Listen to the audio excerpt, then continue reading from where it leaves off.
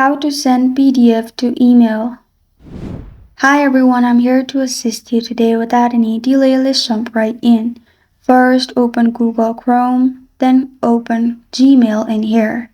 After you have logged in, click on Compose located at the top left corner of your screen, which will open this page.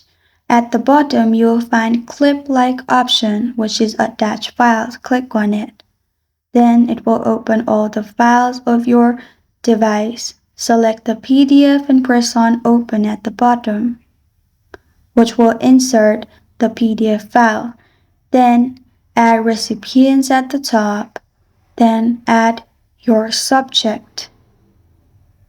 After you have done that, simply press on Send at the bottom and the PDF will be sent.